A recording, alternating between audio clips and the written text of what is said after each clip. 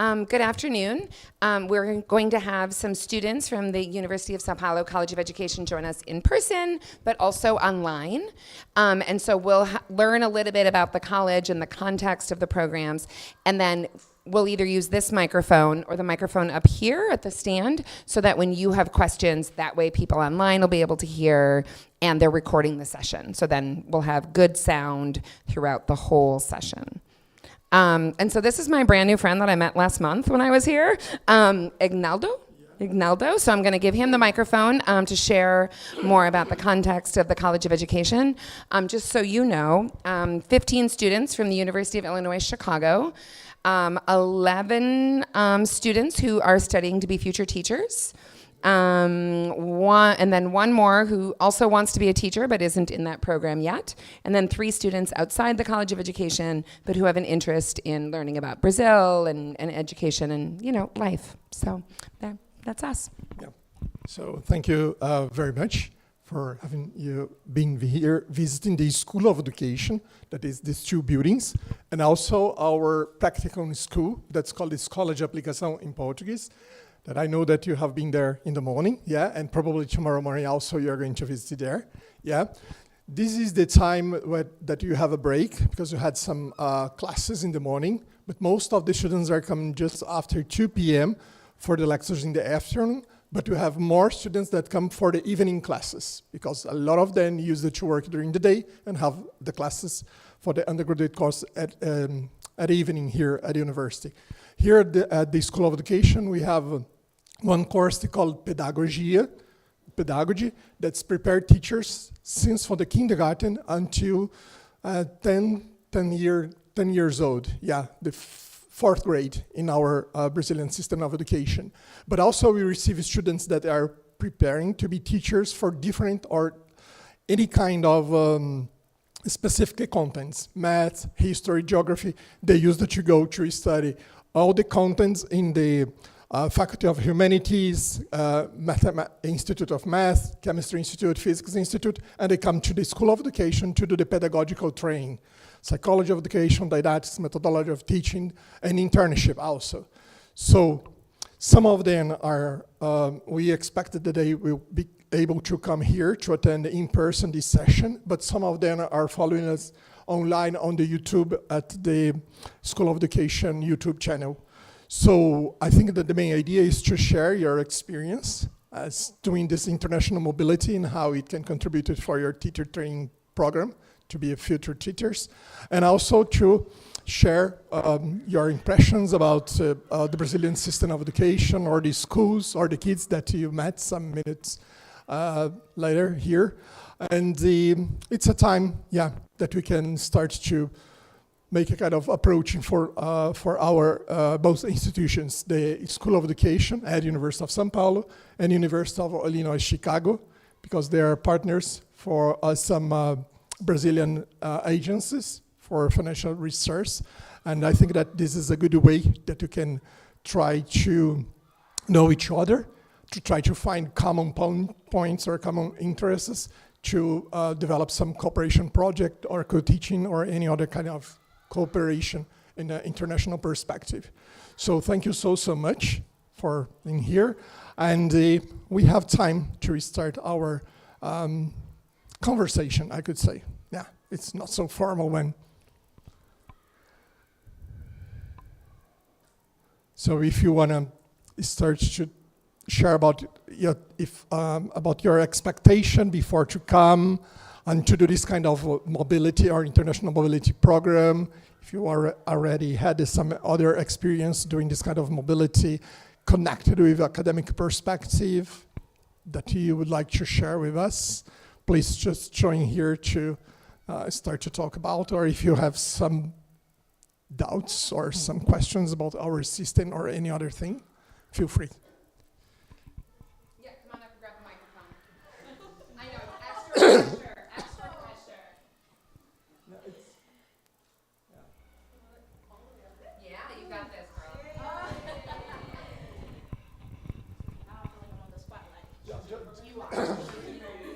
Right here? Yeah, you can stay here. Just introduce your name and where you're from. Hi, my name is Sania. I am a master's student at the University of Illinois, Chicago, studying management information system. I'm one of the students who are like interested in Brazilian culture, just learning about the Brazil as well as the education system. I really believe in like education as a way to live and just like to develop ourselves and to become like better person as well as developing our critical thinking. There's just like an aspect of education that we could all benefit to it. So it's just like nice being here, learning about this program as well as just like exploring Brazilian culture. My question is, because in the US, our grading system works a little different. So a lot of students usually just like move from one grade to the other. So I was wondering if in Brazil it's like kind of similar, or is there like a test that you have to take in order to like pass to the next grade level? Do you mean at school or at university? At school, like high school and like primary school and like middle school as well. Yeah. Well, they have their own, I could say, properly system of evaluation. Yeah. And they have some guidelines according to the national curricula. But each school can prepare their curricula following the national curricula. Yeah, to create the standards that they need to achieve, actually. And each school can create a system when they evaluate the students, but also, especially in some schools that they have taken in mind the diversity, because here in São Paulo, it's a very cosmopolitan area. And we have, for example, a lot of migrants. And especially in public schools, we have some kids that have some difficulty to speak Portuguese, but they need to learn in Portuguese at a school. And they create some program to support them, yeah. But in the sense that all of them need to do this exam and need to have the minimum marks. I think that it's approximately 5 in a scale from 0 to 10, yeah. 5 is the median, to be passed or to have success in that year or in that grade to following. Yeah. I don't know if it was clear or not. Yeah, so let's say that if I were to get a 4, like let's say that I was a student here and I got a 4, does that mean that I have to repeat that said grade, or am I allowed to like move forward? Well, in most of the public schools, they organize as a cycle. Okay. So first, second grade, they don't fail. They just move forward, and they have some kind of follow-up. The teacher develops some program to support them. And when they change from the 4th grade to 5th grade, this is necessary to pass. But if they fail, they do just the last one. They don't return to the others. And especially for the 1st grade, it's really rare if you have one student that need to do it again. Yeah, especially from the 1st. I think that some years ago, yeah, you can fail in all of the grades, and you need to do the whole again. Yeah. For example, if you 6th or 7th grade, if you fail the whole year, it's not just this subject, yeah? But now there is a lot of program and support to avoid this kind of situation, because in general, this encourages students to keep in the school. Used to be one of the main reasons why students gave up to the education, yeah, just to, especially if they do 2 or 3 times the same grade and they cannot advance, but they need to do again even the subject that they passed. But the evaluation, it was about the grade. It's not the specific subject on the curricula for that grade. That makes sense. So then, like, one last question. Are you saying that you guys are like moving towards a more spectrum, like similar to the US, where like you would just advance in the sense, or like do you think like Brazil is gonna keep the same curriculum that you currently have, given the fact that a lot of students are getting affected by the fact that you have to stay in the same grade until like you pass?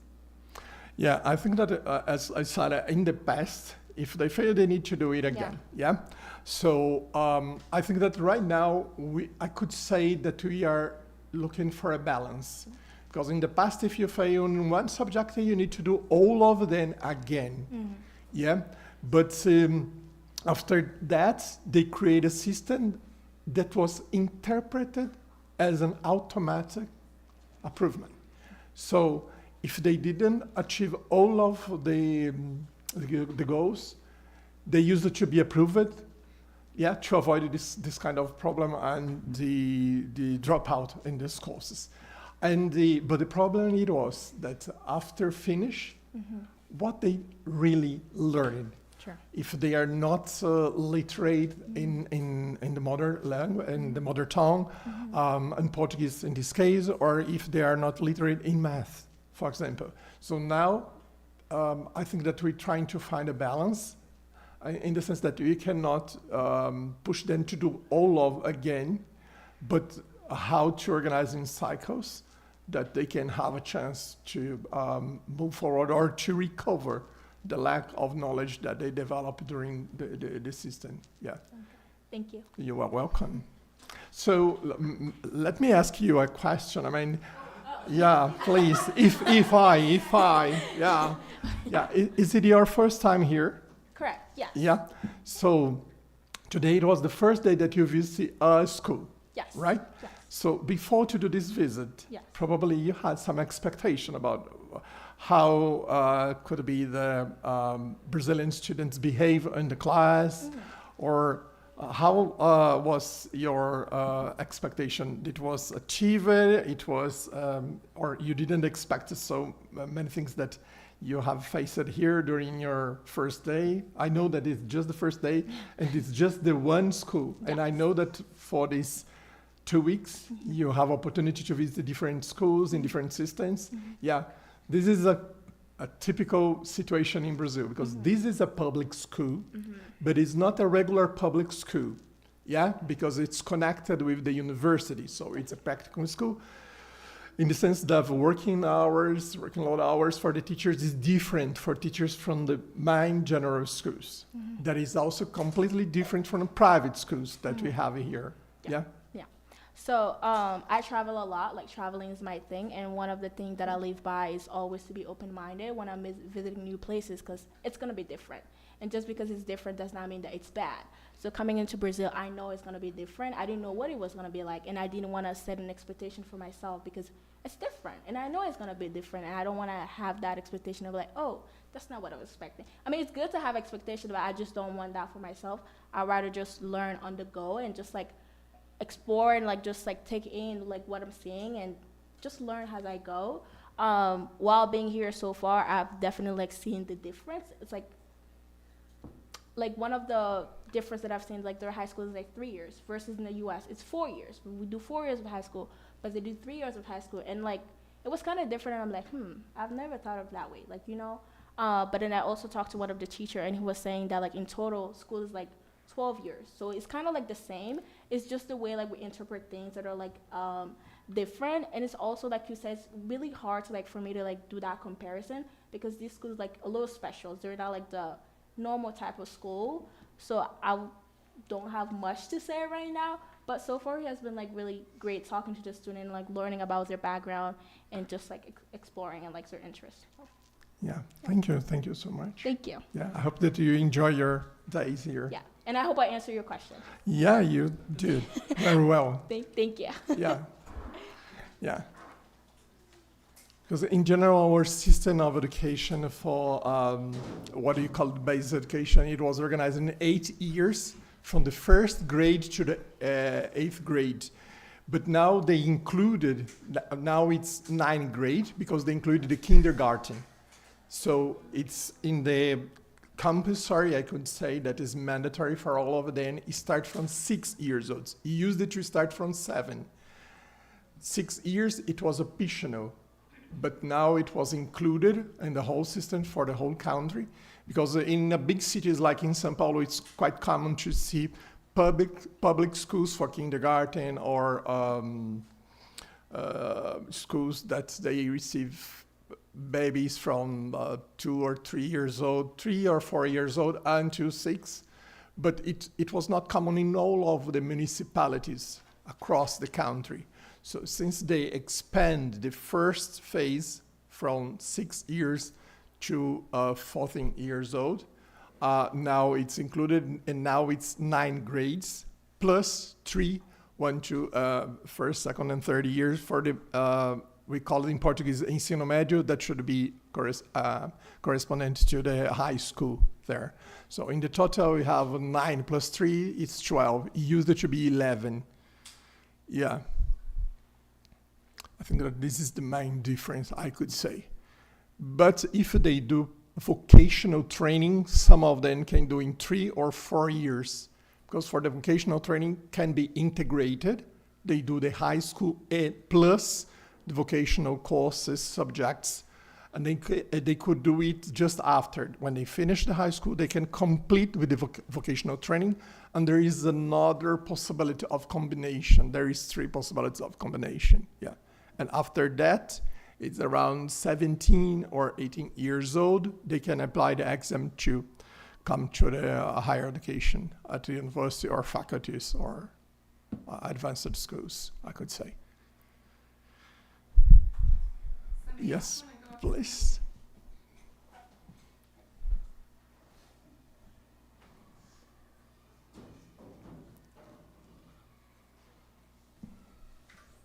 Yeah, you're welcome. Hello, my name is Zoe. Sorry. I'm a second-year student in the urban education program at UIC. So speaking to a student earlier today, I was told that having a degree from a public university is better for future job prospects than having a degree from a private university. Is this true? And is that the same in the context of a education degree?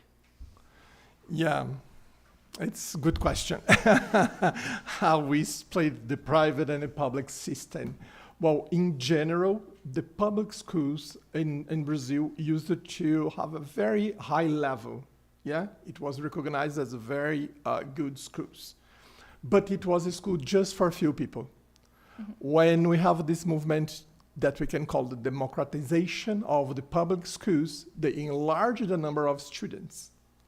But they didn't prepare the infrastructure for all of these schools, and they didn't have well-trained teachers in all of specific subjects.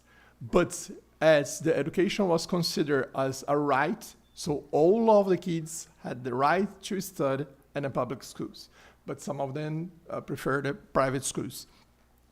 But during this process of expansion, the quality doesn't follow the same standard. So unfortunately, it's possible to find in some schools some teachers that they are not well trained for that specific content, in the sense that it's really possible to find an engineering teaching math at school, because there is no math teacher. But as the right and the government need to offer the service, so they hire people that are able to deliver different subjects. Doing it, unfortunately it's possible to find some schools that they don't have the better, I could say, infrastructure in sense of to have a lab, a science lab or informatic labs. In some public schools you have, and here this is a case of a public school, but connected with the university. Mm-hmm. So it's not common to have these facilities that they have here in all of public schools. This changed when we consider the higher education level. Why? Here at USP, we are a higher education institutions. So we as professors or lecturers, we are hired for 40 hours per week. Okay, so we are not teaching 40 hours. We teach 8 hours per week, but we do research, we do outreach activities for the community. We do this kind of interaction with partners around the world. This scenario doesn't happen in private schools because they are hired just for hours of teaching. I mean, if they are hired 20 hours, they're teaching 20 hours in class with students. They are not hired to develop a research, to do cooperation projects like we could do, or outreach activities for the community. So they just receive if they are teaching. We can do in a different perspective. In this sense, we can do research, we can advance in terms of producing new knowledge, this kind of things. So this is the kind of social representation that people have. To study in a public university, it used to be better than a private university. But of course that we have some private universities that in terms of quality, they are in higher standards, yeah? But it's not common. It's really, unfortunately, it's really not common. And this is the inversion process. The students that do the high school or the full education in public schools, most of them used to go to private universities. And those that study in private schools, the basic education, they get success in the exam of admission here at the university. So if they do the basic education in private schools, they come to the public universities. This is really unfair inversion that we have. Mm-hmm. Doing it, the universities are creating some affirmative policies to create codes for Black, indigenous, economically vulnerable people, and also to create some scholarship to keep them here studying, yeah? Remember at the beginning when I said that most of our students, they work during the day and then come to have lectures or classes at the evening. So the university creates some scholarship for them to stay here for the whole day. They can dedicate, they can study, they can spend time at the library, just to continue their education program, yeah? So this inversion, unfortunately, it happens. So why they are concerning about or worrying about how if I will be able to go to the public university? I see. Is it clear or? Yeah, no, that makes sense. It's interesting because many people view public universities in the United States as sometimes possibly less elite than the private universities. It's a big difference. Yeah, yeah. It's basically, I could say that it occurs according to the organization of the system, yeah? Mm-hmm. Because in private, they just hire you to teaching in a classroom. Mm-hmm. Just few teachers or just few professors could be hired for private universities because they are famous. So they can attract attention. It's more, I could say, okay, it's recorded, but okay, it's my opinion. It's a marketing strategy. Okay, this famous Jude is teaching here in this private university. Okay, we are going to study with them. Oh, this is a famous people in the market. Oh, he's teaching in these private institutions. But here also we have many famous person and some former president of the Brazilian president. It was a teacher here. Oh, wow. Yeah, some ministers from state ministers, they were teachers here. Yeah, it's also the same. But after that, some of them didn't return. They go to the market. But there is the values that they consider is really different. Yeah. Thank you. Welcome. Thank you. Welcome.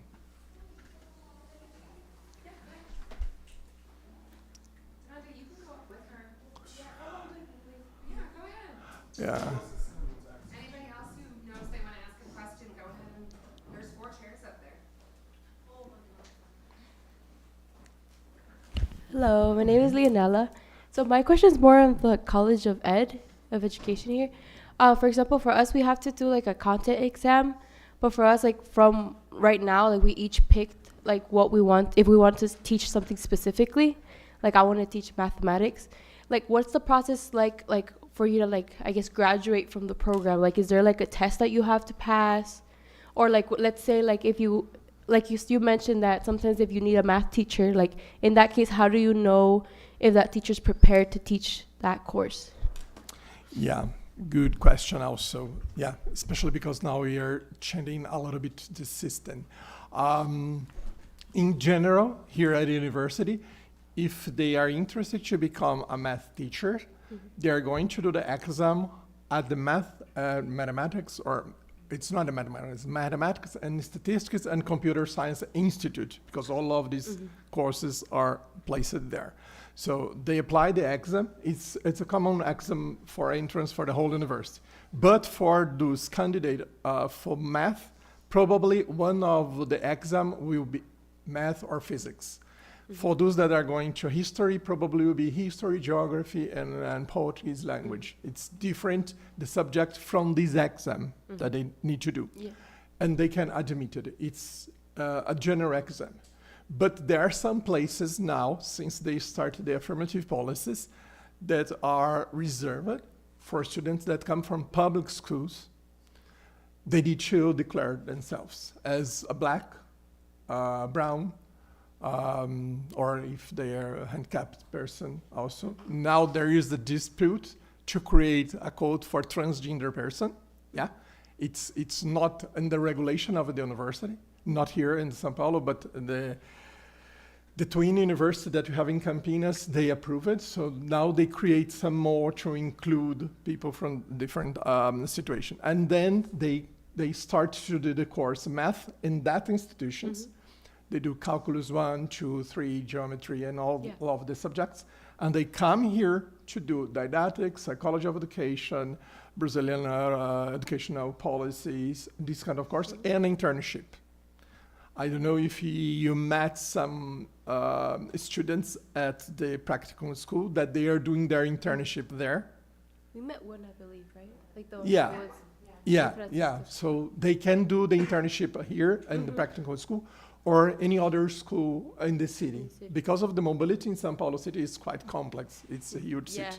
So you cannot push them, okay, you need to do here if they don't have time to move onto that school and return, or from the work to do this kind of thing. And in general, they will do this course in 4 years. Yeah. And they will receive the certificate diploma to allow them to teach at the school. But as I said, to be a teacher is not so attractive in terms of the salary that they will receive. And so I could say that some of them are not going to teach at school. Some of them could be hired for marketplaces and other kind of job that can pay more.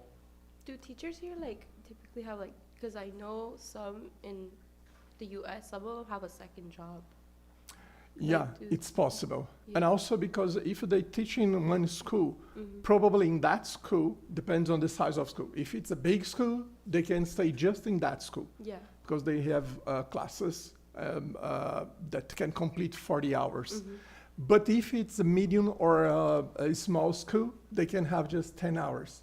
So it means that they need a second school or a third school to complete the journey. Yeah. Because unfortunately for teachers, they are hired by hours. Not as us here at university, public university, that it's a kind of package for the hours per week. Yeah, so this is the difference. And doing it, there is a shortage of teachers there. So, but it's a right. So the government need to offer this education. So they hire some other people that have some math in their career. This is the reason because I mentioned about engineering. Because engineering first and second years, they have calculus 1, 2, 3, and geometry and these kind of things. So they know math, but they are not prepared to be teachers. They didn't do internship in teaching math.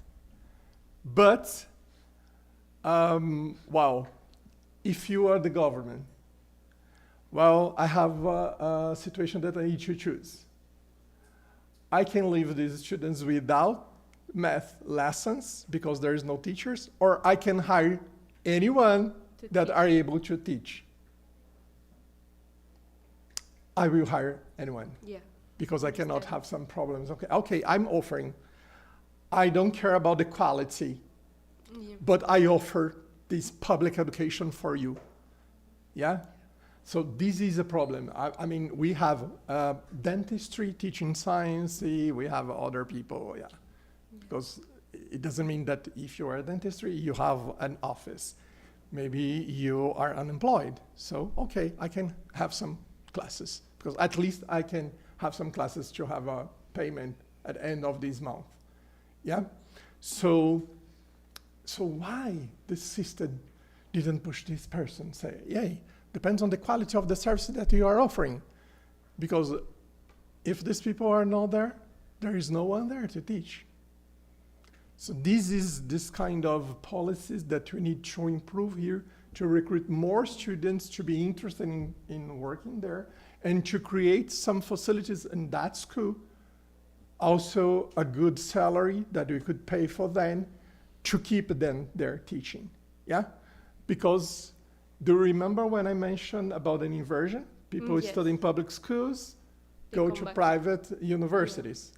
Yeah, so here, these students that do their education to be teachers in public schools, there is an inversion again.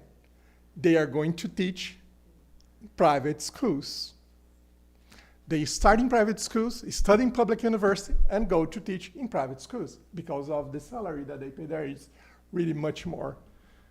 In some schools, I don't know which schools that you are going to visit here in São Paulo, but we have some private schools, elementary schools, that pay much more in terms of comparison of the salary, much more than a professor from the higher education, for example, in some of the schools. It's not all of the private schools. We have some of them. Yeah, I don't know if I... Yes, thank you so much. Thank you, I appreciate it. Yeah. I'll give the space to Devon. Hello, Yeah, nice my to name see you. is. I'm sorry. Nice to meet you. Nice to meet you as well. My name is Devante. I am a senior at UIC studying human development and learning. I have a lot of questions in regards to the College of Education, but something that I'm specifically passionate about is impacting urban youth in Chicago, specifically because I am a Black American and there's not a lot of equal opportunities for people like myself. And so my question for you regarding the College of Education and the students here is, how is the history surrounding slave trade implemented in the school systems or the curriculums that are here?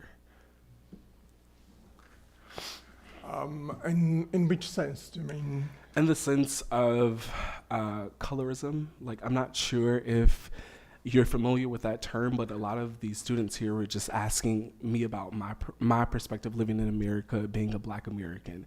So like, how is colorism or history of, I'm not sure if this is the correct term, but colonization, how is that taught?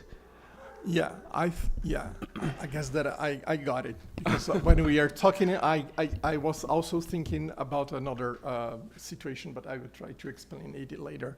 Some years ago, on the history books that they used to teach history, for example, at school, they have a different perspective.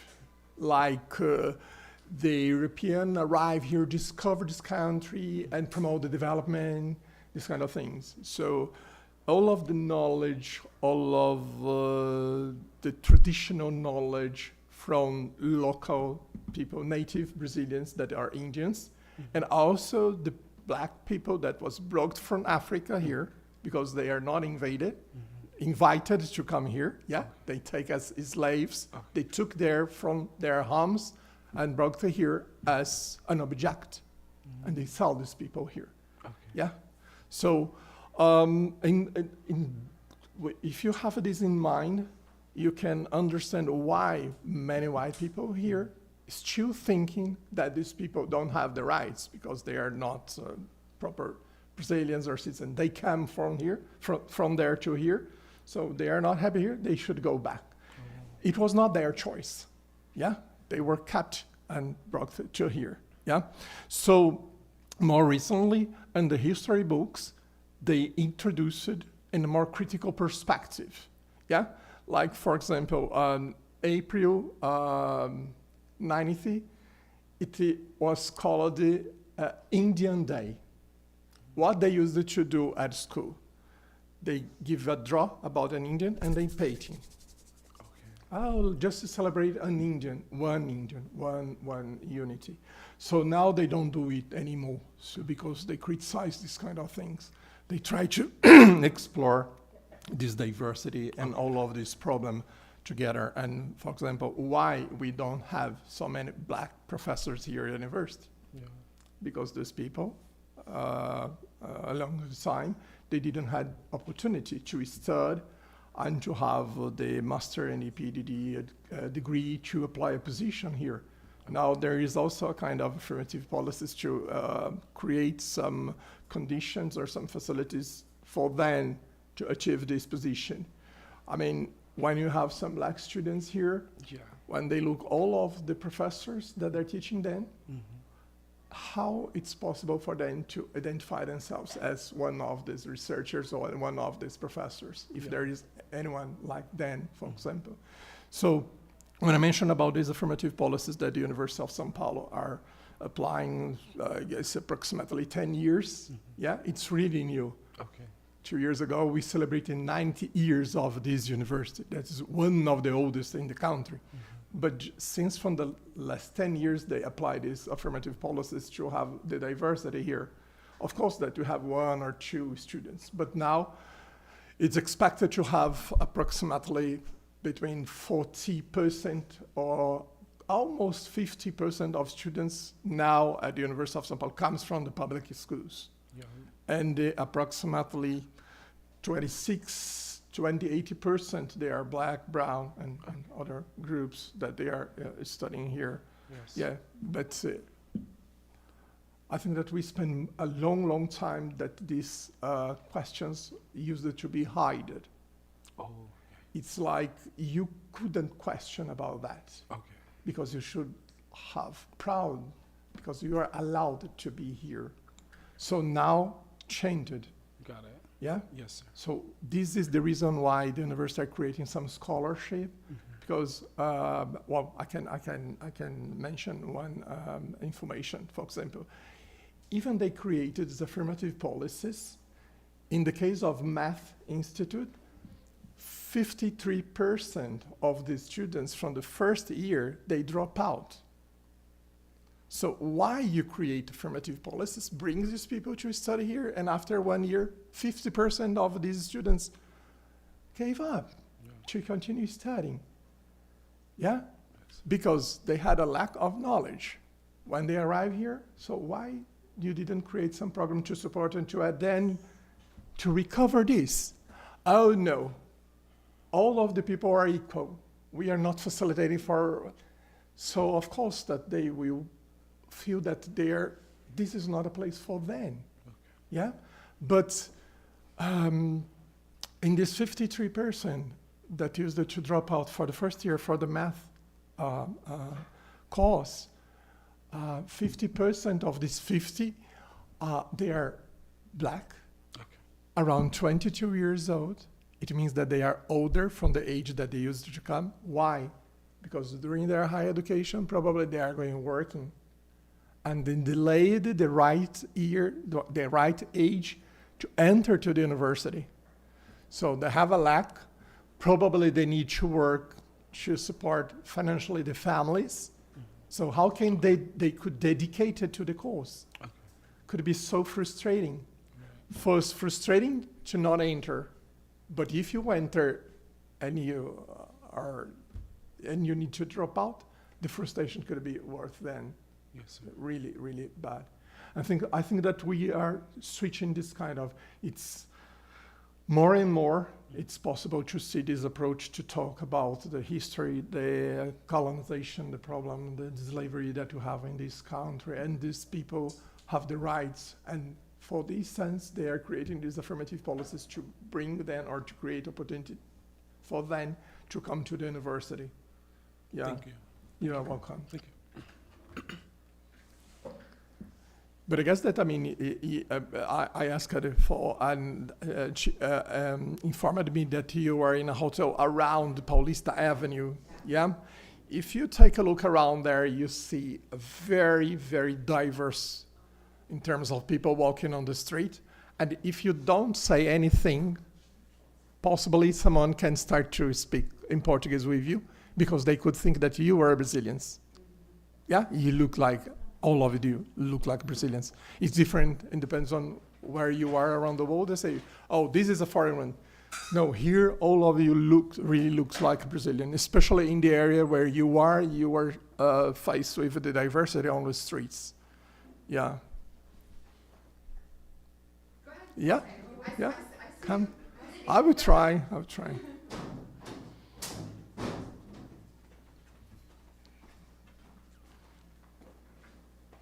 Hello, my name is Harumi. So I had a lot of questions, but I think I'm gonna mainly focus on the one when it comes to bilingualism.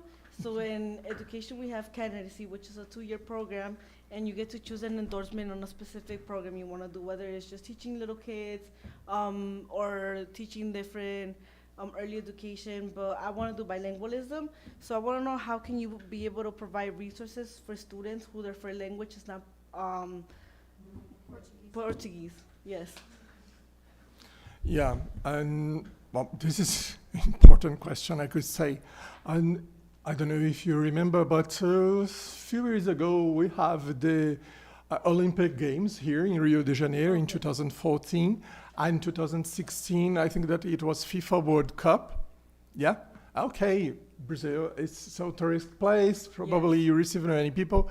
So they need to create a lot of programs to teach English for common people, taxi, hotel, and the shopper, any kind of people. And also, if you have a chance to use the metro lines, because around you there is a metro line, yeah? All of the information on the metro used to be just in Portuguese. It was not written in English. Now, why they put the information in English? Because these big events, yeah? The FIFA World Cup and the Olympic Games. Even the Olympic Games was in Rio, but here in São Paulo we received many visitors. And São Paulo is marked now as a business touristic destination, yeah? But not for all of the population. Correct. And even they have English class at school since the 5th grade. Yeah, they mentioned 5th that. grade, yeah? When they finish, probably most of them, if they are doing a public school, unfortunately, most of them are not fluent or they have some very difficult possibilities to speak English because they don't practice. And just 2 hours in a week, if you don't practice, it's almost impossible to do like this.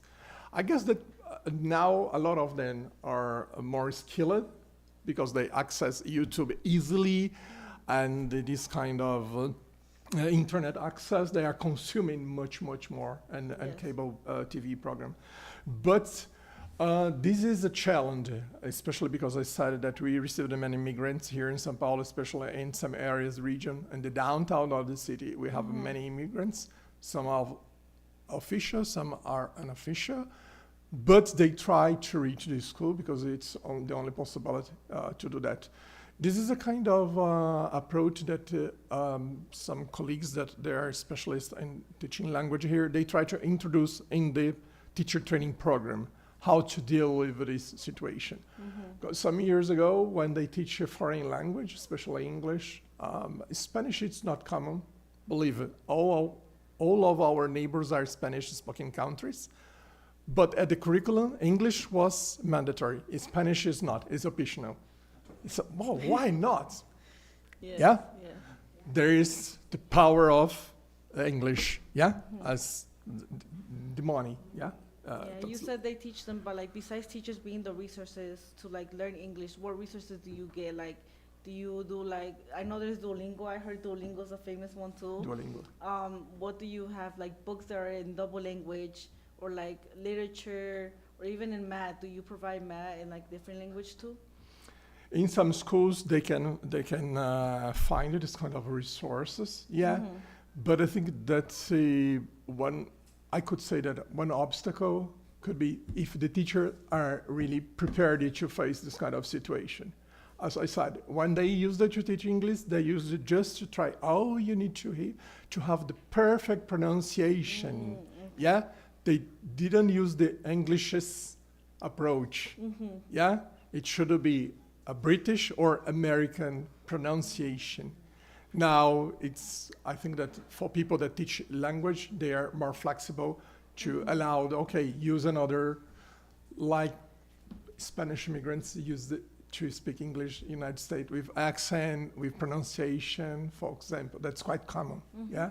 And here I think that they are a little bit more flexible and doing this kind of situation, and try to encourage students that are going to be training to be teachers to use this kind of approach, this Englishes instead of pure one. Thank you, thank you. Okay. Yes.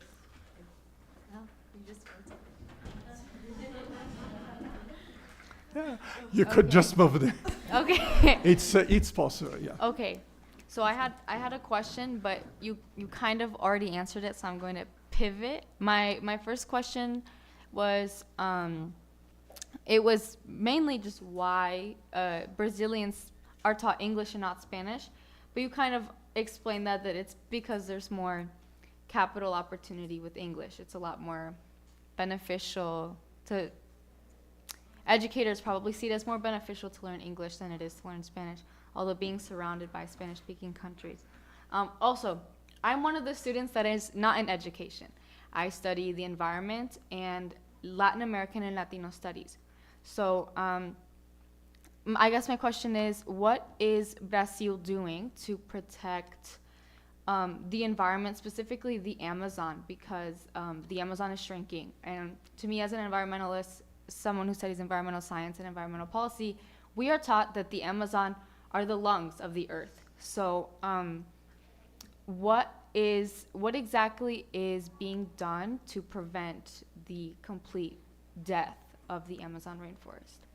Yeah, I think that is really important topic, especially if you intend to advance on this kind of change of the behavior for a more environmental perspective. We should approach this in educational system, yeah? Because unfortunately, last 2 weeks in the Senate of this country, they approved the possibility to explore in Amazon region to explore for oil. Okay, yes, I was told but this. people used it to say, oh, the former president, they are destroying everything, but now the current president are really more connected with this kind of topics related to the environmental protections, but it was approved in this government. So why they are not avoiding this kind of practices? Because of depends on the influence and the power around. I mean, when we are, of course, that we are not so aligned, but why 2 years ago they didn't change this kind of they didn't try to approve this, just change the regulation?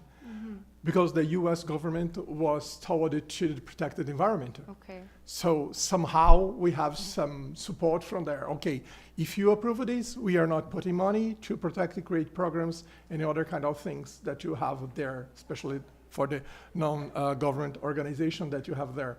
So now the US didn't give the thought to do that. And also some European countries didn't push money also to create programs to protect this region.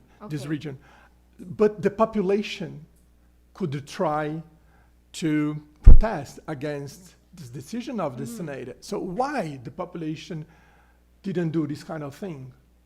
Because in general, for them, the environmental, it's not a real problem. Okay. Because of a lot of misinformation, a lot of disinformation that circulating in social media. Okay? So we need to explore the forest to create job, some benefit for all of those people. I see. And this kind of disinformation that circulated without control on the internet block the people to have a critical think about environmental issues and related. Same thing over there. So the U.S. has a strong influence on the way the things Brazil does, you would say. I could say yes. Okay, specifically in that aspect, in this idea that if we do this, it's bad maybe, but it creates jobs, so it's okay. Okay. But it's not sustainable. Well, of course not. There's a similar idea in Chicago with this concept of environmental racism, where in Chicago, factories and other large pollutants are specifically placed in low-income neighborhoods because it's like, whatever. It's just minority communities, and it'll give them jobs. So it ignores the pollution and the high Yeah. asthma rates and the lack of green, you know. So yeah. In general, unfortunately, they don't think for the next generation. Okay, course. right now, The thinking capital. exactly. Okay. It was a big drama here. Okay? Okay. Now, if you go to the supermarket, you need to pay for the packs. Everything that you're going to the pack, you need to pay the pack. Oh, I'm against this kind of things because I don't want to spend money. Okay, but what about the next generation? So, unfortunately, most of them are just thinking immediately. I can get a job, I can get some money, it can be cheaper for me if I buy on this way of the production. Yeah, oh, that's fine, that's okay. Okay. But what about your kids, about the next future, about the resources? I will not be here. Exactly. Yeah. Okay. So there is a lack of sense of community properly. Yeah. Okay. And this is, I think, that education have a really amazing role to avoid this kind of thing, to avoid or to fight with this disinformation. Yeah. Yeah, especially with authorities, government, politicians, they use to spread this disinformation. This is And true. we need to develop critical thinking then for consume this kind of social media. It's not to block that, but to consume in a critical way, to mobilize, to protest against this kind of trend, because, yeah, maybe it could be later, too late to take the late. decision. When you decided, yeah, it's too late. Yeah. Okay.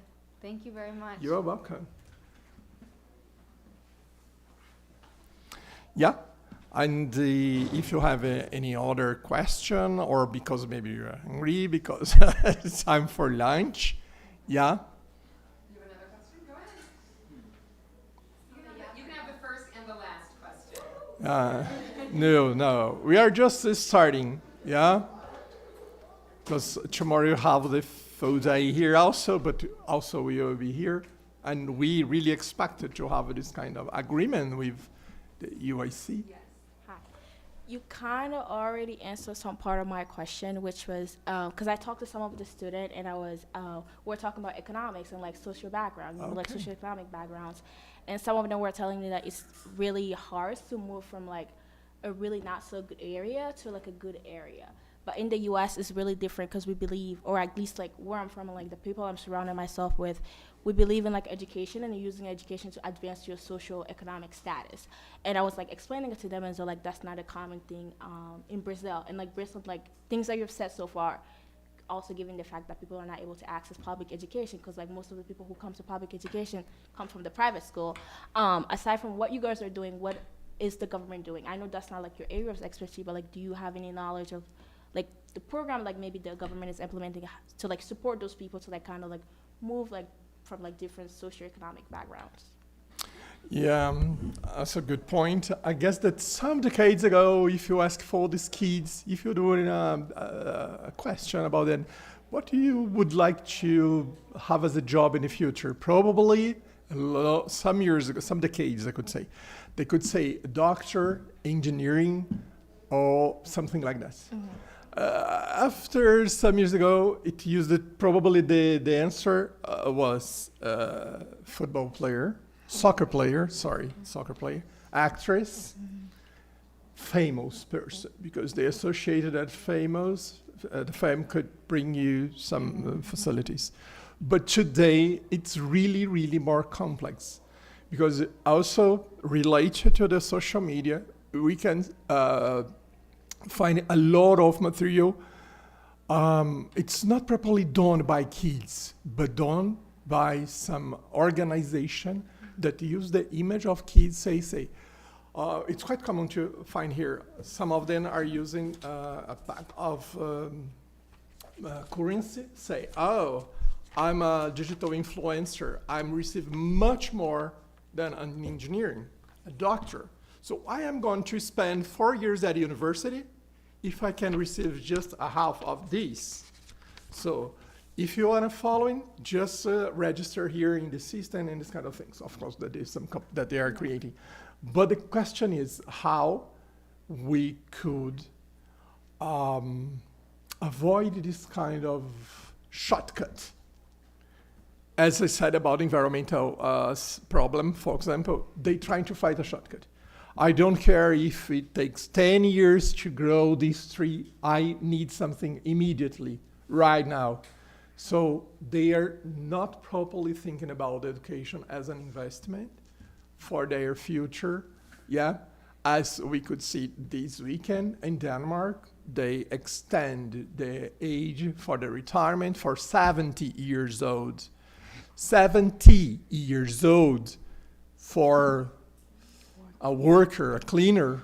It's really hard to have 70 years old for the retirement. 70 for a teacher, for politicians, okay, air conditioning, support, and everything. It's not hard. But how for this worker, for that is a have or hard worker, these kind of things. So they don't think about education as an investment for a career. They're thinking about education as a shortcut to get a better salary, to buy things, to have the other things that they could see on TV and these kind of things. So this is one of the reasons why some subjects at the school curricula, like sociology, philosophy, could contribute to avoid this kind of thoughts, because these are kind of a very oppressive marketing campaign that they are facing everything, all the time. And unfortunately, we have some partners, okay, that offering courses about entrepreneurship. Okay, you can develop your own business, you can get some shortcut to have your money or with the level that you aspires for, the life, these kind of things. Again, it's not in the sense of what it could be better for a community, what could be better for the city or for families, for anything. It's most of the time, if they connected, but I'm talking about in general sense, because this public, that these kids that you are talking, they are a mix. 33% of them, they are professors, kids from here, 33% from the staff university, and 33% from the community. Probably in their families, they don't have anyone that have a higher education degree, level, or professional. But some of them probably easily speak with you in English, because we also took some visitors from German. Some of them spoke in German with these people, and some in Japanese last month, for example. But it's not all of them. This is a very specific group that you have 30% of 1/3 for different economical groups and the society, I could say. So if you have time, probably tomorrow, trying to guess this opinion from different kids from different groups. Those that come from the community, what they think about education. Those that are kids from the university staff, what they think, because of their cultural capital, as Boudier used to say, is really higher level. Some of them, on the holidays, they go abroad. Some of them, they never left Sao Paulo city. But it's good, because they are together. But how they are exchanging their experience, in the sense that I don't need to reproduce that, and I'm more critical for those that have this facility to say, okay, I need to have conscious or awareness about this inequality that's really marked here in this country. I would say that you guys are doing a pretty good job, because some of them are really aware of like their privileges and like where they come from. Especially one particular boy, he was telling me, I'm very aware, like I'm privileged to be here. My parents are like an educator, and like being able to learn from people who don't look like me and are from different areas, it's a nice place to be. So, yeah. So yeah, this is something that we really expected. Yeah. Yeah, that we would like to have this kind of expression in all of the schools. But unfortunately, we have sometimes it's possible to see in the newspaper, we have in some private schools, very top level, they create some codes for black people. I could say that's just for marketing. Our schools is inclusive. We receive some students, we offer a scholarship for them, because in some of them, currently we can see some problem of racism. So it means that they put people there for marketing, but they are not preparing their students to deal or to face with the diversity. So why these young kids are doing racism practices there? What they face at home, they're reproducing the behavior that they face at home. So there is no matter if the school bring people to say, oh, we are inclusive. No, you are exploring the image of to be an inclusive for marketing or from some other reasons or purpose, but not properly to develop a program to make this kid to do or to have a thought that you said. I recognize the privilege, and I'm really glad to have the opportunity to be in touch with the diversity. But in some other places,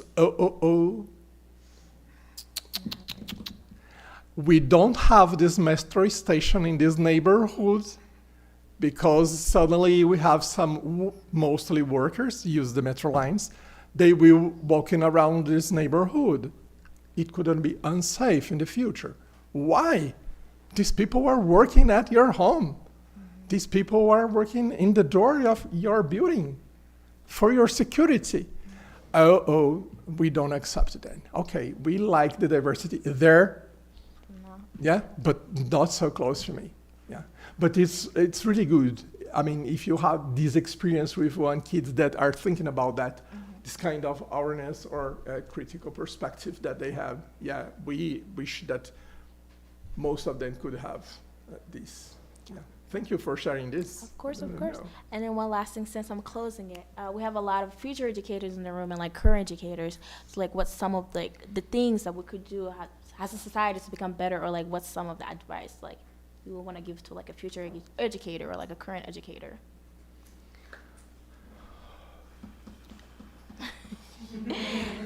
It's the last, yes, to close the session. Yeah, I need to think. Take your time. Yeah.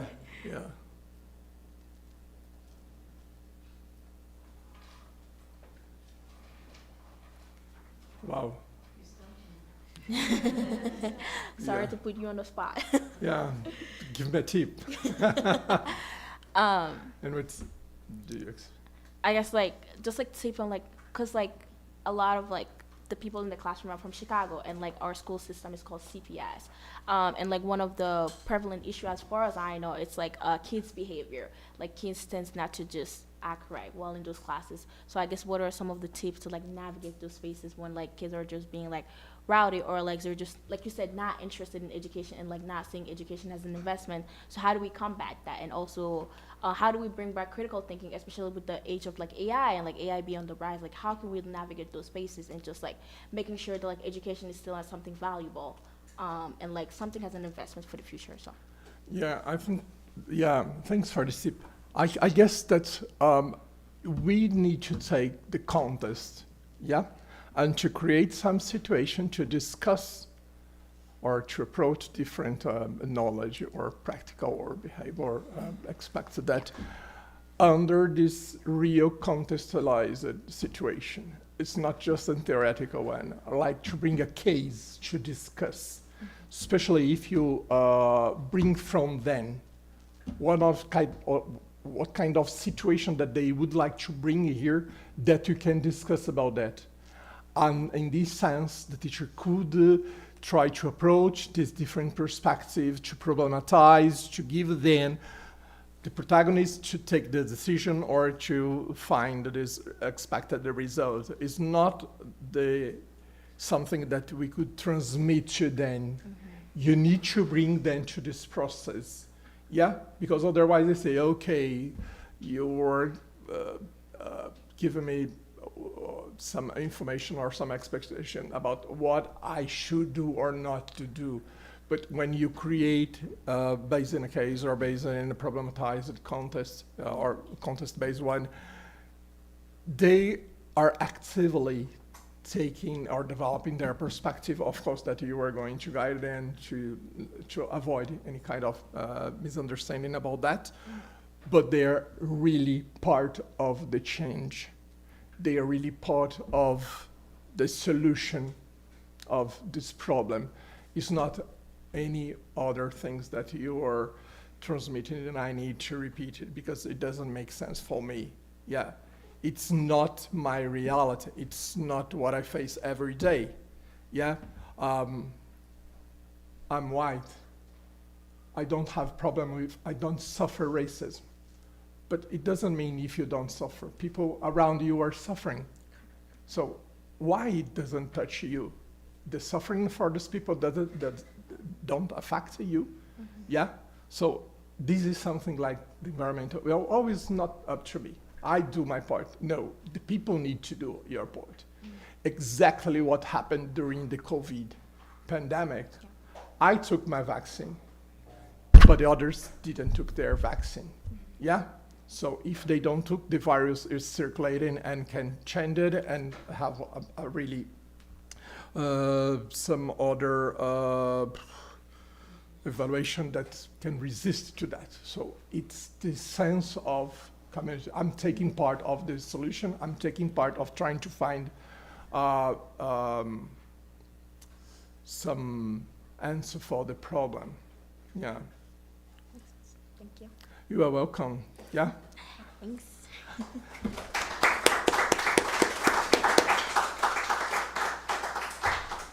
So thank you so much. I'm not finishing because of she said, oh, this is the last one, but it was the tough one, okay?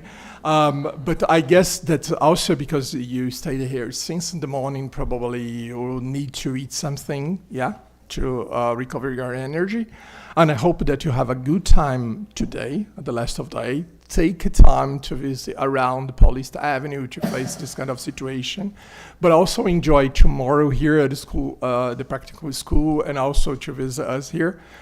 And of course that for the next 2 days here, and I know that you're going to Rio. Yeah, you are a little bit late because Lady Gaga left the last 2 weeks. But yeah, you can remember the impact of, yeah, I'm just joking, yeah. So thank you so much for being here. And later we can share the recording session if you want to. I'm not just checking, but I think that people are just giving compliments about the afternoon and good to see you. But there is probably no questions here. If we receive it, I will send you later. So thank you so much. Enjoy as much as you can. Yeah.